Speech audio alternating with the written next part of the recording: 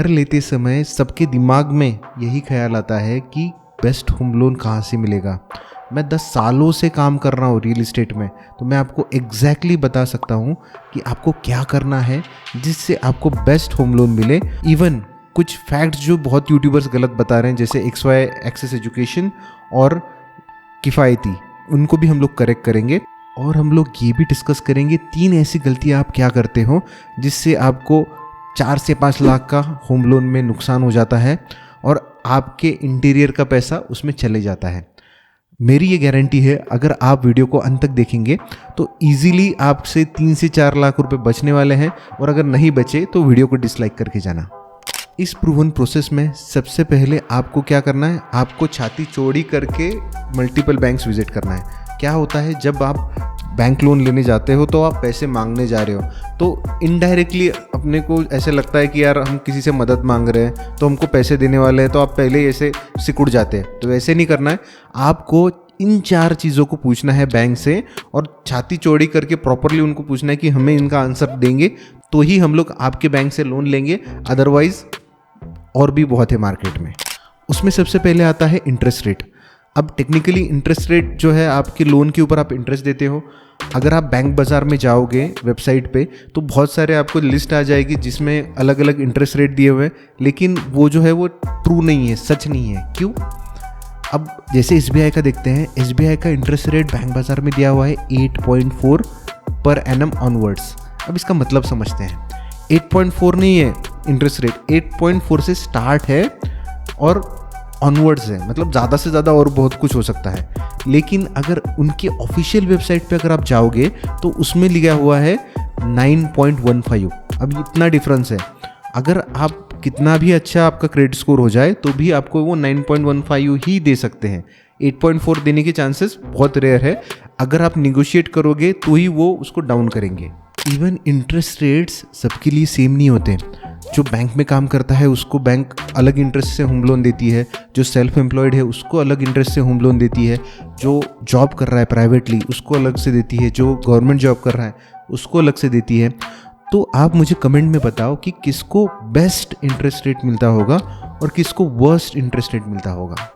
जैसे मैंने कहा था, आप जब SBI की वेबसाइट पे जाओगे उसके होम लोन के सेक्शन में अगर आप रेट चेक करोगे, जैसे मैं भी आप स्क्रीन पे दिखा रहा हूँ, तो उसमें आपको दिखाई देगा कि रेट जो है वो 9.15 से स्टार्ट है।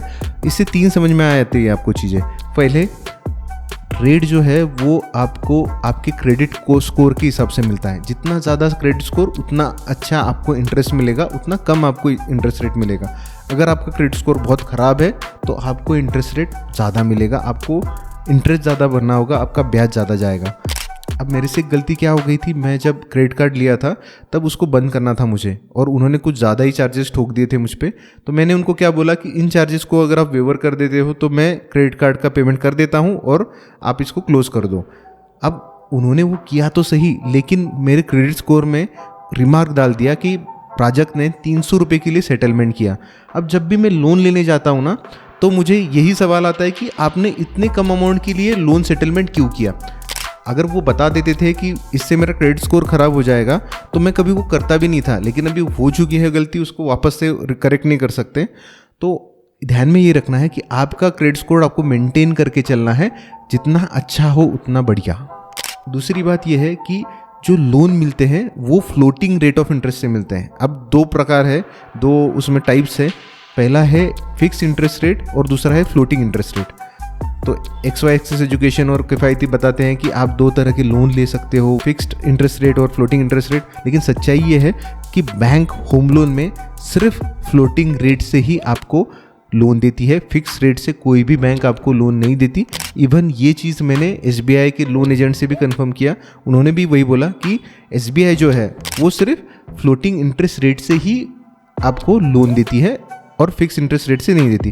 फ्लोटिंग का मतलब क्या होता है कि जैसे जैसे RBI का रेट, रेपो रेट ऊपर जाएगा तो इंटरेस्ट रेट बढ़ेगा, अगर RBI का रेपो रेट कम हो गया तो इंटरेस्ट कम भी हो सकता है।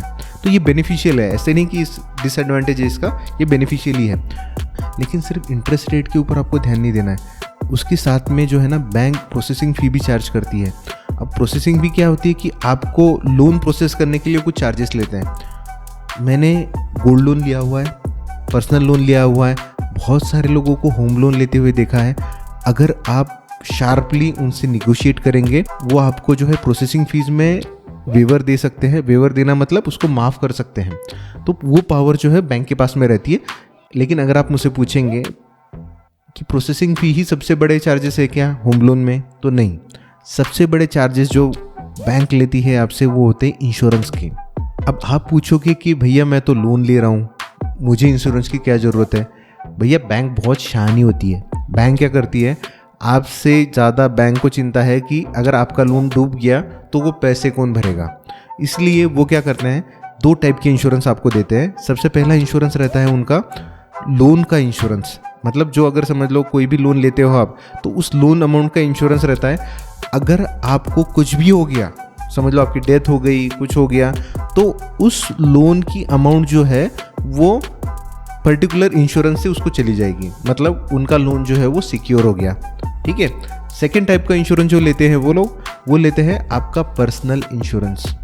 अब पर्सनल इंश्योरेंस मतलब मैं अगर समझ लो लोन ले रहा हूँ तो मेरा जो है इंश्योरेंस निकालते हैं वो लोग, और अगर मुझे भी कुछ हो गया तो एक इंश्योरेंस से उनको पैसे चले जाएंगे और दूसरे इंश्योरेंस से, मेरा पर्सनल इंश्योरेंस से मेरी फैमिली को पैसे चले जाएंगे, मतलब मेरी फैमिली भी सेफ हो जाएगी। अब आप पूछोगे कि ये तो मैंडेटरी होने चाहिए, ये तो बहुत अच्छे है, इसमें कैच है। क्या है मैं बताता हूँ। ये लोग जो है ना आपको ऐसे इंश्योरेंस देंगे जिस इंश्योरेंस की आपको ज़रूरत नहीं है या फिर उनका कमीशन बहुत ज़्यादा है। कैसे, मैं आपको बताता हूँ। मेरे क्लाइंट थे जिन्होंने मुझसे घर लिया, उनका होम लोन था 30 लाख का। उनको पता भी नहीं था कि इंश्योरेंस लगता है। उनका डिसबर्समेंट हुआ 32 लाख का। आप देखिए कैसे होता है। उनको जब 32 लाख का डिसबर्समेंट हुआ, उसमें से सिर्फ मुझे तो 30 ही लाख आए एज ए बिल्डर, उनको गए 32 लाख। अब 32 लाख का उनका 2 लाख का सिर्फ इंश्योरेंस था। जो मैंने 2 टाइप बोले वो दोनों के दोनों उनके पास में इंश्योरेंस गए, और उसमें उस 2 लाख के ऊपर उनको इंटरेस्ट भी देना है, मतलब वो 2 लाख के कम से कम 4 लाख रुपए भरेंगे। तो ये 4 लाख रुपए का आपका नुकसान हो गया। अब नुकसान कैसे, उस बंदे के पास में ऑलरेडी कम से कम 3 से 4 इंश्योरेंस उसके चालू थे जो वो लिंक कर सकता था उसके होम लोन के साथ में। अब ये कैसे, क्योंकि आरबीआई कहता है आपको इंश्योरेंस लेना मैंडेटरी नहीं है, और एज पर आरबीआई रूल आप दूसरे जो इंश्योरेंस है वो आप होम लोन के साथ में लिंक करके भी काम चला सकते हैं। मेरा इसमें टेक है कि भैया इंश्योरेंस देना बेचना कोई गलत बात नहीं है, लेकिन जो ले रहा है लोन वो अवेयर चाहिए कि भैया अपना इंश्योरेंस कटने वाला है, उसके 2-3 लाख रुपए उसके जाएंगे। अगर बड़ा लोन ले रहे हो तो उससे ज़्यादा भी जा सकते हैं। तो हम लोग अब तक पहुँचे कि आपको चौड़ा होके जाना है बैंक में और ये पूछना है कि भैया इंटरेस्ट रेट क्या है, प्रोसेसिंग फ़ी क्या है और आपका इंश्योरेंस क्या लेंगे। उसके बाद में बचता है आपका लेट पेमेंट चार्जेस और अदर टेक्निकल चार्जेस। अब इसमें क्या क्या है बताता हूँ। लेट पेमेंट चार्जेस, अगर आपका EMI equated monthly instalment bounce हो जाता है तो बैंक आपको पेनल्टी लगाएगा। वो कितनी पेनल्टी है ना पहले से जान लो। बहुत बार ऐसा हो जाता है कि आप पैसे होने के बाद में भी ईएमआई मिस कर देते हो और उसका जो भूदंड है, उसका जो चार्जेस है वो आपको बहुत ज़्यादा लगते हैं, तो वो पहले ही पूछ लो। सेकेंड थिंग, जो टेक्निकल टर्म मैंने आपको बोली उसमें आता है search report, valuation report, LTV. ये क्या है वो उनसे पूछ लो, उनकी टेक्निकल टर्म मैं बता देता हूँ। सर्च रिपोर्ट क्या होता है ना, आप जो भी प्रॉपर्टी ले रहे हो, समझ लो बिल्डर से प्रॉपर्टी आप ले रहे हो, ऐसा कंसिडर करो। आप बिल्डर के पास में गए, आपने उसको डाउन पेमेंट दिया, वो बोलता है कि ये मेरे बैंक से टाई अप है, आप वहाँ पे जाके आप लोन करवा सकते हो। अब बिल्डर ने क्या किया होगा मालूम है क्या, बिल्डर ने ऑलरेडी एक सर्च रिपोर्ट निकाला होगा उसकी प्रॉपर्टी का जो बैंक के पास में जमा होगा। ये सर्च रिपोर्ट में क्या होता है, उस बिल्डर ने जो प्रॉपर्टी डेवलप की उसका कच्चा चिट्ठा होता है कि वो प्रॉपर्टी 15 सालों में कहाँ से कहाँ ट्रांसफ़र हुई, किसने बेची, किसने ली, या उसके ऊपर कोई लोन है नहीं है। क्योंकि बैंक जो है ना ऐसे ही पैसे नहीं दे देता बिल्डर को, वो पूरा चेक करता है कि ये प्रॉपर्टी सेफ है कि नहीं है। क्योंकि मैक्सिमम जो है ना ओनरशिप जो है वो बैंक की है, आपकी नहीं है। आप सिर्फ 10-20% जो है वो पैसे देके ओनर बन जाते हो, लेकिन एक्चुअली प्रॉपर्टी रहती है मॉर्गेज बैंक के पास में। इसीलिए जो है ना सर्च रिपोर्ट बहुत ज़रूरी है। उसमें ज़्यादा पैसे नहीं लगते, 2-3 हज़ार रुपये ज़्यादा से ज़्यादा लगते हैं सर्च रिपोर्ट में, और आपका काम हो जाता है। लेकिन आप सेफ रहते हो कि आपकी प्रॉपर्टी सेफ है। फिर आता है वैल्यूएशन रिपोर्ट। अब वैल्यूएशन क्या होता है, जैसे बैंक मैंने आपको बोला कि प्राइमरी ओनर है उस प्रॉपर्टी का, क्योंकि पैसे उसने दिए हुए हैं, तो इसलिए बैंक जो वैल्यूएशन डिसाइड करेगी उसी के हिसाब से उसकी वैल्यू निकलेगी। ऐसे नहीं कि आप बोल दो कि भैया मेरा फ्लैट 1 करोड़ का है, ऐसे नहीं है। बैंक डिसाइड करेगी कि यार इसकी वैल्यू 70 लाख रुपए है, तो हम लोग इजीली इसके ऊपर 60 लाख 50 लाख जो कुछ है उनका वो दे सकते हैं। इवन एलटीवी भी पूछ लेना, लोन टू वैल्यू कितना होगा। लोन टू वैल्यू क्या होता है, बैंक जो है आपको फ्लैट की रेंज के हिसाब से लोन देता है। अगर आपकी फ्लैट की कीमत है 30 लाख से नीचे तो उस पर बैंक 90% तक का लोन देता है। अगर आपके फ्लैट की वैल्यू है 30 लाख से 75 लाख रुपए तो बैंक जो है आपको 80% तक का लोन देता है, मतलब 20% आपको देने हैं, 80% बैंक देगा। और अगर 75 लाख के ऊपर आपका फ्लैट चला गया तो वो वैल्यू हो जाती है 75%। तो ये बैंक में अलग अलग होता है, ये भी आप उनसे पूछ सकते हो कि आप मुझे एलटीवी कितना है वो बता दो, उसके हिसाब से फिर मैं प्लानिंग करूँगा घर लेने की। तो प्रोसेस में जो है आप गए बैंक से, ये सारी चीज़ें पूछी, उसमें interest rate, processing fee, insurance, late payment charges और अदर टेक्निकल चार्जेस जो कुछ है वो बता दो। 10 मिनट में हर बैंक का जो बंदा है ना आपको ये निकाल के दे देगा, ठीक है। फिर क्या करना है, ये होने के बाद में आपको जो अच्छी लगे उसमें से 2 बैंक सिलेक्ट करो और उनको कहो कि भैया ये तो आपने रेट दिए, इसमें मुझे बेस्ट रेट क्या मिलेंगे, और वो उससे बेस्ट रेट देंगे भी, क्योंकि उसमें जो है ना उसका कुछ रहता है 5 बेसिस पॉइंट 10 बेसिस पॉइंट, उसका निगोशिएशन वो कर सकते हैं, उनके पास में वो पावर रहती है। आप अगर उनको बोलोगे कि मुझे हक है, मैं ग्राहक हूँ, मैं आपका एक प्रोडक्ट परचेज कर रहा हूँ, मैं निगोशिएट करूँगा और मुझे बेस्ट डील चाहिए, तो वो देंगे भी।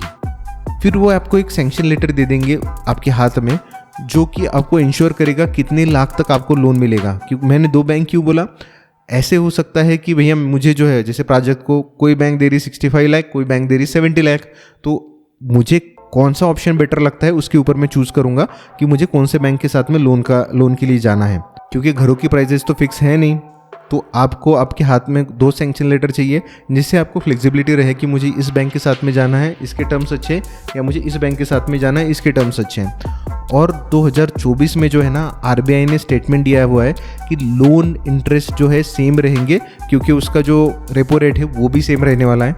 लेकिन ये श्योरिटी नहीं है कि फ्लैट के रेट्स कैसे जाएंगे, हाई जाएंगे या डाउन जाएंगे, क्यों फ्लैट्स के रेट बढ़े हुए हैं।